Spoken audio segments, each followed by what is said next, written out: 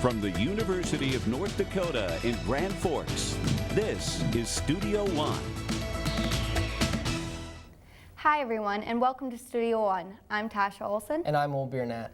Today on the show, whether high school students go on to college or a full-time job, they start a whole new life. We'll meet a woman whose job it is to make that change a little smoother. Also, for many children, Legos are a toy that brings back memories of building castles and cars.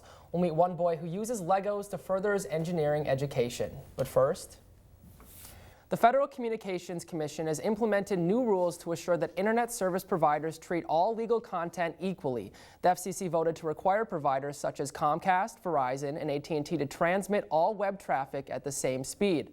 This open internet policy is ensured as long as all content being accessed is legal. Net neutrality opponents say this equality has the potential to hurt competition and make some networks less profitable. Proponents say broadband providers shouldn't be the ones to restrict internet speed for those who can't pay the high price. 15 people were injured in Ocean County, New Jersey when a house exploded. A police camera captured the explosion as it happened. Gas company workers and firefighters arrived on the scene to investigate after a gas odor was reported. Firefighters and emergency workers were among those injured. Several more homes were damaged in the blast. Residents from the surrounding area were evacuated as a safety precaution. As students settle into another semester of college life, many weigh the pros and cons of going Greek. A new Gallup survey reveals graduates who are members of fraternities or sororities are more likely to be thriving in well-being and engaged at work. Despite this finding, people often associate Greek life with parties and binge drinking, as well as hazing. Some in the Greek system say there are many opportunities to grow. You're working with others who are in your chapter, you're collaborating on different projects, you're learning time management skills, you are learning how to negotiate, you're learning how to balance a budget. Gallup also says fraternity and sorority members are more likely to be thriving in each of the 5 elements of well-being. These are purpose in life, physical health, social interaction, financial security, and community awareness. Teens are sometimes known as the troublemakers of any generation. That rebellious reputation may be lost due to a new report. The National Institute of Drug Abuse released a survey that finds teens are smoking fewer cigarettes, drinking less alcohol, and abusing fewer drugs. The study credits both an increase in education campaigns and awareness in the healthcare system. Even with this decline, the United States still rates higher in drug use compared to most countries. The World Economic Forum says the United States is 52nd in the world for mathematics and science education. Kids from all across the country are trying to rise in the ranks by learning a fun new way to use technology. Although being a young engineer sounds difficult, Noah Gallagher makes it sound like a piece of cake.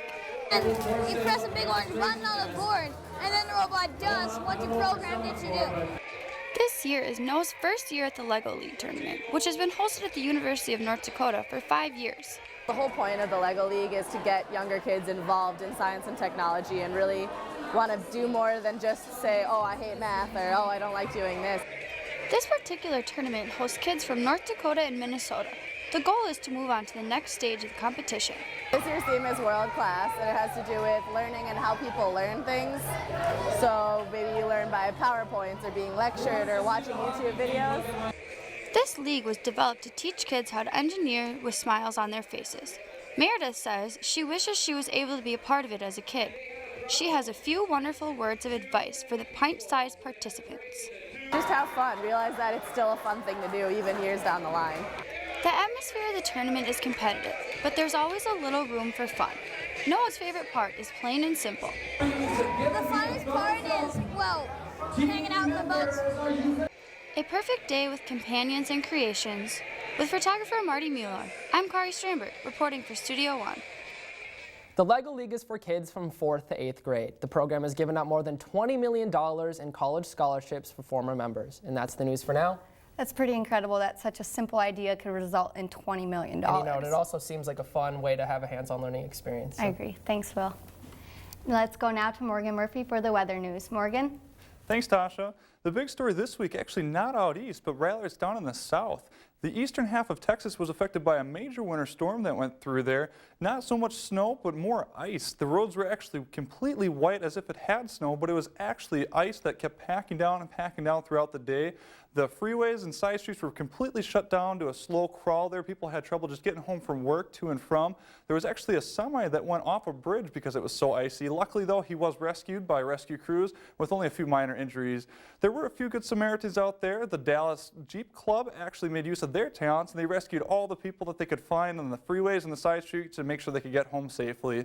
But as a meteorologist, we looked at the storm, and there wasn't anything really too alarming for us. We look at the map for that day, and we see a low pressure system up north here a little bit, but over to Texas we see mainly high pressure, and it doesn't really result in a whole lot of rising action. Up north here is where we suspect to see those storms. But we took a look up in the upper atmosphere at the jet stream, and we saw that there was a major dip in the jet stream, and there was actually a low pressure system that formed right there. That's a rising action right there that caused all this snow and precipitation to fall. But looking a little bit at what actually fell that day, it was actually a lot of freezing rain. And what happened was that the jet stream brought a lot of warm air from the tropics eastward here. And we see it originally fell in a frozen state. It warmed up and it became a liquid. And then before it hit the ground, a lot of cold air got to it. It became freezing rain. That essentially will freeze on contact with anything. Moving a little bit further to the east here, we saw a lot of sleet form. And that's basically mini hail or little ice pellets. And further east yet, we saw mainly snow. We did talk to one meteorologist, though, who told us how to find something frozen on the ground that you don't need precipitation for.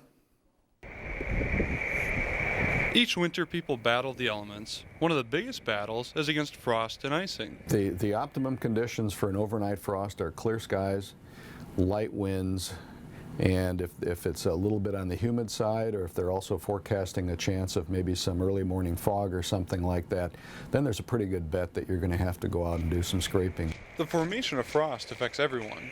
It can take time away from your morning to scrape your car windows, and it can hold passengers up at the airport. Every morning during winter, planes like this have to get de-iced in the morning. This process can take up to 20 minutes and can delay flights. Cars and planes are not the only surfaces where frost can form.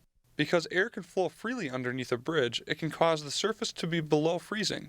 Any moisture in the air then turns into frost or ice on the surface. It is important to remove frost, but Mike has one technique you should never try. What people did is to get the ice off of the cars, they were taking a tea kettle full of boiling water out and pouring it onto the ice. And it not only melted the ice, but it broke the glass. There are a lot of problems with frost in winter, but if you really stop and look at it, it is one of the most beautiful things. Well, Mike says you should never use boiling water in your car. He does say that you can buy a de-icing fluid and you can spray it on there. That brings us to our weather question of the week. What is the size of the largest hailstone to fall in the United States? Is it 3 inches, 5, 8, or 12 inches? And I'll give you a hint, Tasha, this hailstone actually fell not too far from Grand Forks, North Dakota. All right, thanks, Morgan. And now we have a sports story about how to spend time with your loved ones. Will? All right, thanks, Tasha. People celebrate love in many different ways. One event is calling all couples to get their hearts racing on Valentine's Day weekend. Cold. It's cold. I've been out here 30 seconds and I can't stand it. I can't imagine running. -9 degrees is nothing short of ordinary in Grand Forks. Every winter, the Lovebirds 5K winds through the heart of downtown. Despite the -44-degree wind chills, Don and Diane lace up to take on the tough weather together. I'm a little nervous. It is. Yeah. It's nice. It's something to do together, and we're happy to be here. Some dating and relationship experts say there are many benefits to working out with your better half. Coming together as a team can increase a couple's bond. Celebrating accomplishments made together can create an overall feeling of well-being and happiness.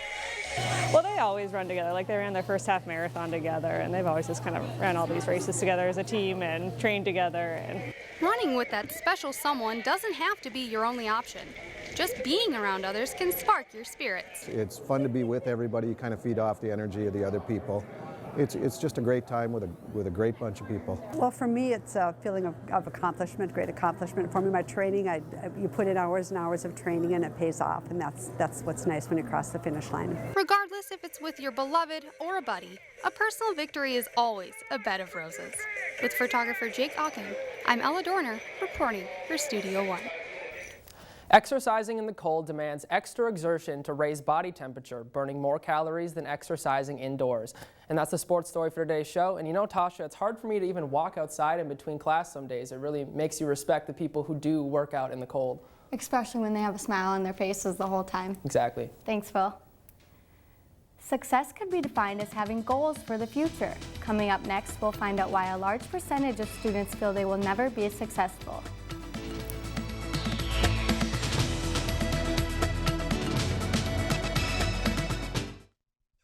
Closed captioning for Studio One is underwritten in part by NDAD, helping others to help themselves.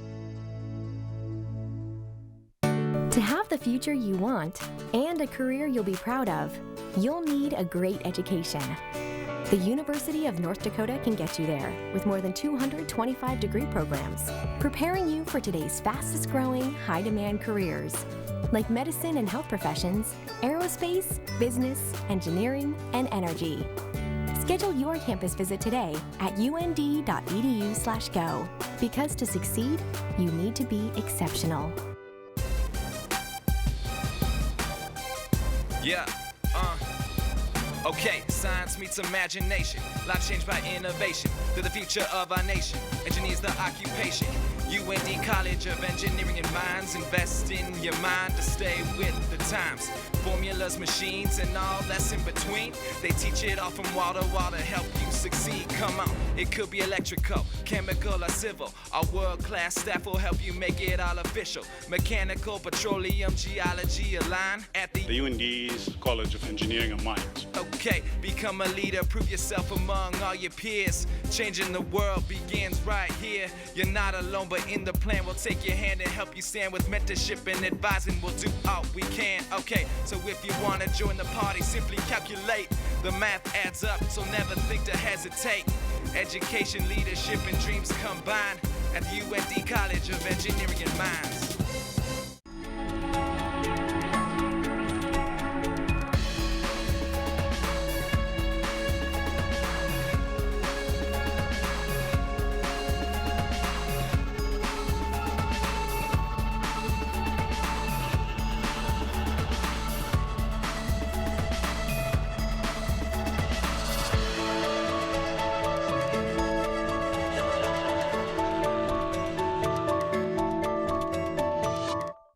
Closed captioning for Studio One is supported in part by the Listen Center, enriching the lives of people who have intellectual disabilities with choices in community recreation.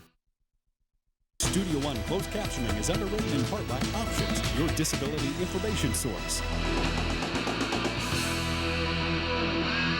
Recent Gallup report shows that not enough students are what they describe as success ready coming out of high school. Almost half the students surveyed say they lack hope for the future. Associate Director of Learning Services Sherry Nelson works with the students at the University of North Dakota to help them with success. Thanks for coming today, Sherry. You're welcome. First question for you is, what would you personally define students as being success ready? We think about that a lot, and I think when students are success ready, it's really a personal, individual goal for that student. So each student needs to determine what success is, because what's successful for you may be different for the other one. So it's really setting goals and reaching those goals. Do you want a degree from UND? Are you looking for a certain grade point average? Are you looking, what are you looking for?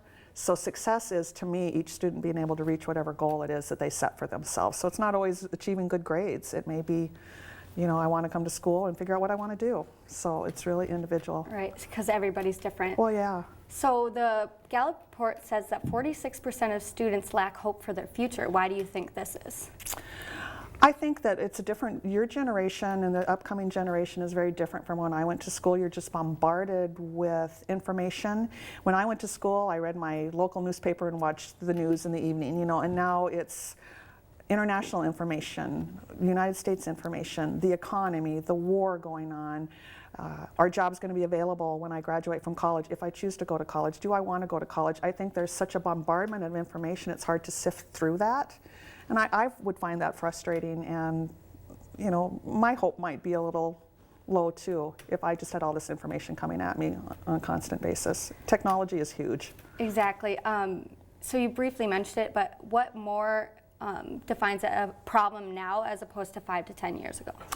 Technology, I think, is, when I went to school at 18, I had a typewriter that I typed on. I called my mom and dad once a week, collect. You're dealing with Facebook, cell phones, Twitter, all those kind of things. And as wonderful as technology is, it can also be really distracting when a student is trying to study, trying to sift through all that. All your courses, maybe this course requires this course requires this, Moodle, Blackboard here at UND. I think it's just a lot for students to have to deal with on top of the studying that they need to do. Exactly, I agree. What if a student is not success ready, how could it affect their school life or even their personal life? Yeah, success ready can be so many different things. When we think about success ready, it's just ready for what the differences are between high school. Most of our students are coming straight out of high school into college, so it can really, if they're not prepared to how to study, they're not prepared how a college classroom is different than a high school classroom, they're not prepared for faculty expectations, it can really hit them hard when they get here, because they haven't been prepared for it. And you know, you have to take your first test sometimes to realize, whoops, I didn't know how different things were going to be. Homesickness, all those different kinds of things, roommate issues. Oh, yeah. So there's a lot that can enter into that. So you work directly with students. How do you tell if they need help with success or not? Well, a lot of the students that come in to see us are coming in voluntarily saying, I need help. So that's how we're going to determine most of them. We do have certain populations that we maybe know ahead of time are at risk, and so we'll reach out to them just knowing that they may struggle. Maybe it's their first generation, maybe it's ACT score from high school. So we can reach out to those students, but so much of what we do is those students coming in and identifying that they need help. So that's, in one instance, it's nice because they're recognizing that, but there's also a large group of students out there that you wish you could get to that maybe aren't coming in for the help that they need or that we could provide. And earlier you mentioned that the definition for you is setting goals for yourself. Mm-hmm. How do you help students set those goals? Well, I think, you know, when they come in, if they don't know, we're going to talk about what are they here for? Do they know what their major is? If they don't know what their major is, we're going to certainly connect them with career services. And most people that we visit with are here to get a degree. So when we talk about setting goals, it might be, what is your major? If we don't know, you're going to send them to career services. If they are struggling, then we are going to sit down and say, what went wrong? How do you see yourself improving this semester? Maybe set a GPA. What's realistic? You know, you want to push yourself, but you don't want to set something so high too. So it's really just sitting down and having a conversation with each student and getting to know them better. Rapport is huge. I can't just get to know you in 5 minutes. Rapport is huge, but asking questions, what's important to them? What are their goals, not the goals that I'm going to set for them? So going back before the problem even starts, what do you think could be being done before they graduate high school to prevent this issue? That's interesting for me because college readiness has been huge for me ever since I started working at UND in 2005.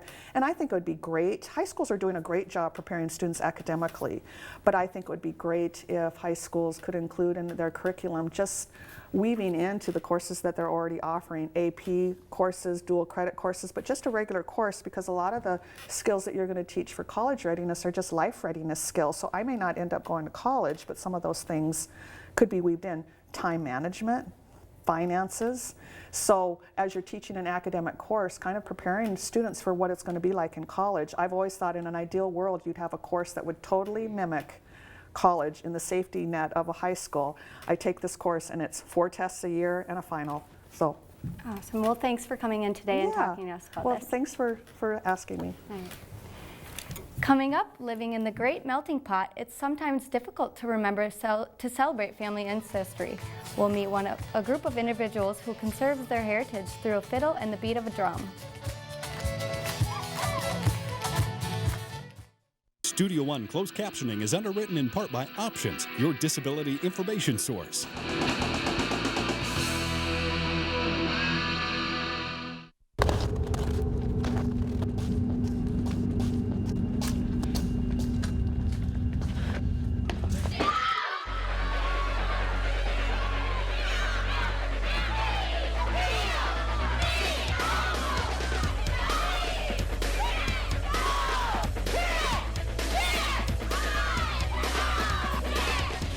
It's not the size of the woman in the fight.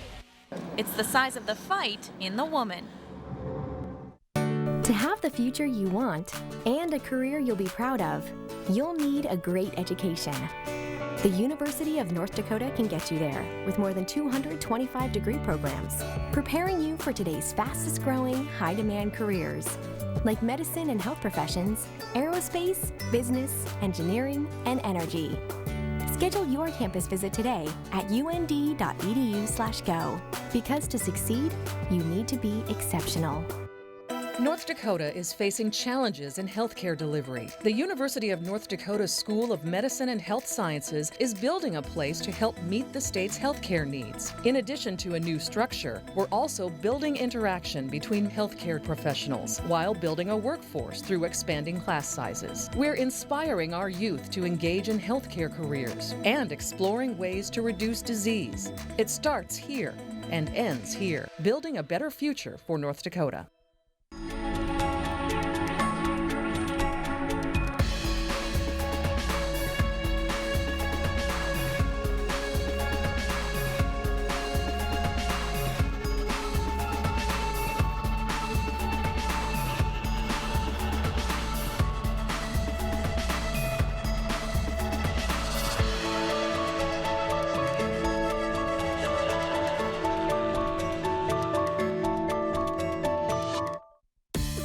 Others live to their full potential, improve clients' mental and physical well-being, excel in one of the top healthcare careers of the future. Occupational therapy students at the University of North Dakota experience high-quality education in small classes. Now to come to 45 degrees, even in a normal motion pattern. Your healthcare career begins at the University of North Dakota.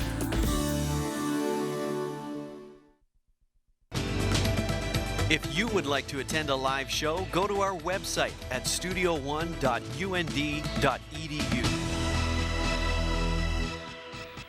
Will Smith fans might remember one of his first movie roles as a hustler. 2 decades later, Smith is in the role again as a con man in the movie Focus. The story begins with a seasoned con man named Nicky Spurgeon.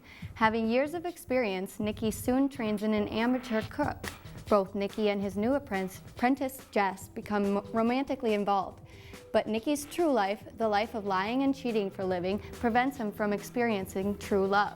3 years after parting ways, both Nicky and a now experienced Jess converge on opposing sides of the biggest con yet. The success of the con, however, isn't always in the hands of the thief. The use of your perceptions and your perspectives to bring the con to life. Several sites were chosen to get the wide variety shots needed.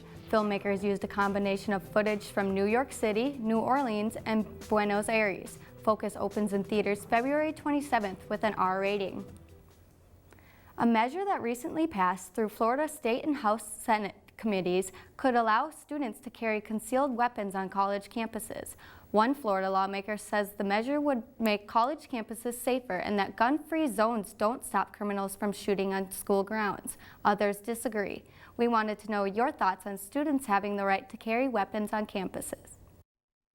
The Constitution doesn't specify where or when we can carry weapons, and I think the safety of everybody is protected when people are allowed to carry weapons. A university is an institution of higher learning, and the idea that you need to carry weapons to feel safe on a university campus, I can't even understand it.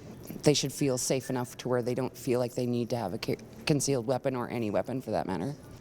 I mean, it doesn't bother me too much. I trust other kids on campus. I've never had any bad experiences. Any legislation allowing people to carry guns in any kind of a public place, whether it's churches or on campuses, is misguided. I think students don't need guns. I think as long as the colleges have enough security to take the right measures to avoid such situations, I think that should be good enough. As long as they have, efficient training, I think it's an acceptable risk. A comment from our Facebook page from Leanne in Mesa, Arizona. As someone who dislikes guns anytime and anywhere, I would say no. I certainly think security people need them, but I can't imagine a dorm with several guns and the temptation to have liquor around. Eric from Wadena, Minnesota says probably not the best idea. While I support the right to carry, this option could lead students to making decisions that would not be in their best interests. A decade ago, folk music was vanishing from the music world. We met one group that is devoted to its revival, growth, and celebration.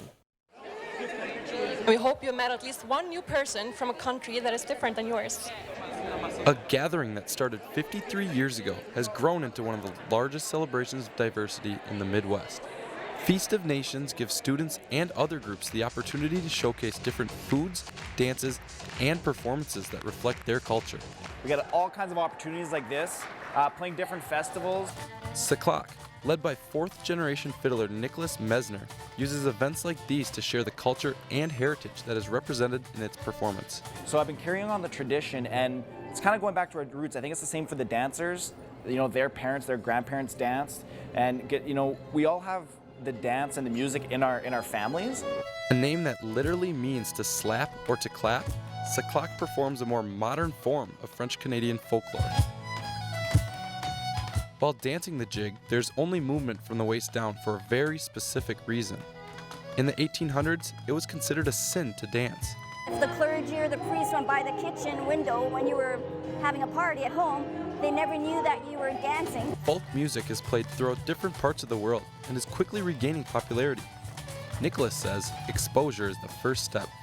If we could, share our culture and make people realize that it can be modernized and it's fun, I think we're making a lot of people proud. In doing so, Seclock looks to keep French-Canadian culture alive by captivating audiences from the first clack of the foot to the final strum of the fiddle. With photographer Eric Nilsson Brotley, I'm Jake Ocken, reporting for Studio One. Seclock's genre of folk music is described as a mixture of sounds. It has been called the Louisiana rhythm, blending an East and West Coast style. Thanks, Will. Now Morgan joins us in the studio with a final look at the weather. Morgan? Thanks, Tasha. This week we're looking at pretty cold temperatures throughout the entire United States except for Florida. That polar vortex reaching down into most of the region here. We're actually looking at the upper levels and the surface pretty much showing high pressure, which is a good indication of very cold weather and some northern winds. Moving into our precipitation for this week, we're looking at a lot of snow over on the East Coast again this week. They're going to probably get another foot to 2 feet, but up in the upper Midwest and West Coast we're looking fairly dry. Now moving on to our weather question of the week. What is the size of the largest hailstone on record for the United States? And the answer is 8 inches. It weighed about 200 pounds, and the guy who found it actually said that it sounded like bricks hitting his house. I would be pretty upset if my car was outside when that happened. Yeah. Thanks, Morgan. And that's our show for today. As always, you can follow us through social media or get more information on our website. From all of us at Studio One, have a great week. See you next time.